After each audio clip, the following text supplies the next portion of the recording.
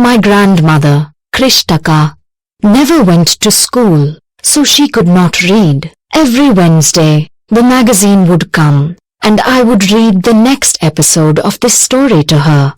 During that time, she would forget all her work and listen with the greatest concentration. Later, she could repeat the entire text by heart. My grandmother too never went to Kashi, and she identified herself with the novel's protagonist. So, more than anybody else, she was the one most interested in knowing what happened next in the story, and used to insist that I read the serial out to her. After hearing what happened next in Kashi Yatra, she would join her friends at the temple courtyard, where we children would also gather to play hide and seek. She would discuss the latest episode with her friends. At that time, I never understood why there was so much of debate about the story. Once, I went for a wedding with my cousins to the neighboring village. In those days, a wedding was a great event. We children enjoyed ourselves thoroughly. We would eat and play endlessly, savoring the freedom because all the elders were busy. I went for a couple of days, but ended up staying there for a week. When I came back to my village, I saw my grandmother in tears. I was surprised, for I had never seen her cry even in the most difficult situations. What had happened? I was worried. Ava, is everything all right? Are you okay?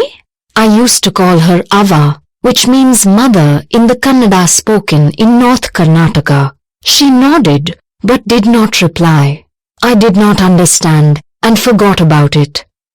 In the night, after dinner, we were sleeping in the open terrace of the house. It was a summer night, and there was a full moon. Ava came and sat next to me. Her affectionate hands touched my forehead. I realized she wanted to speak. I asked her, "What is the matter?" "When I was a young girl, I lost my mother. There was nobody to look after and guide me. My father was a busy man and got married again. In those days, people never considered education essential for girls, so I never went to school.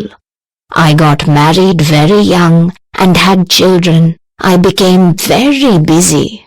Later, I had grandchildren and always felt so much happiness in cooking and feeding all of you.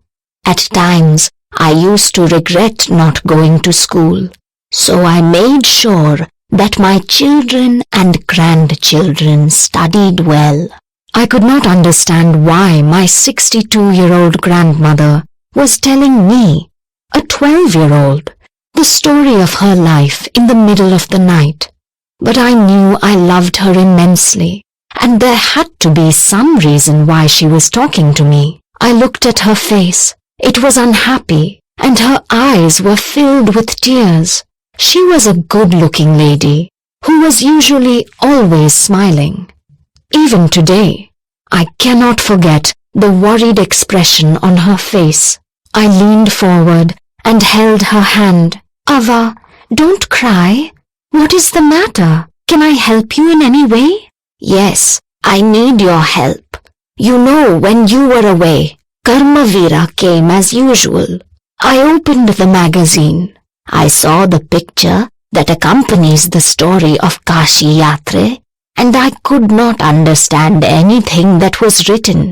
Many times I rubbed my hands over the pages, wishing they could understand what was written. But I knew it was not possible. If only I was educated enough. I waited eagerly for you to return. I felt you would come early and read for me. I even thought of going to the village and asking you to read for me. I could have asked somebody in this village, but I was too embarrassed to do so. I felt so very dependent and helpless. We are well off, But what use is money when I cannot be independent? I did not know what to answer. Ava continued, I have decided I want to learn the Kannada alphabet from tomorrow onwards. I will work very hard. I will keep Saraswati Puja Day during Dasara as the deadline. That day I should be able to read a novel on my own. I want to be independent. I saw the determination on her face. Yet I laughed at her. Ava, at this age of 62, you want to learn the alphabet? All your hair is grey. Your hands are wrinkled. You wear spectacles and you work so much in the kitchen.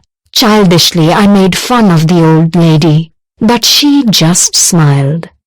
For a good cause, if you are determined, you can overcome any obstacle.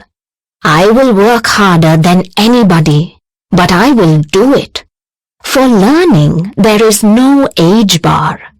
The next day onwards, I started my tuition. Ava was a wonderful student. The amount of homework she did was amazing. She would read, repeat, write, and recite.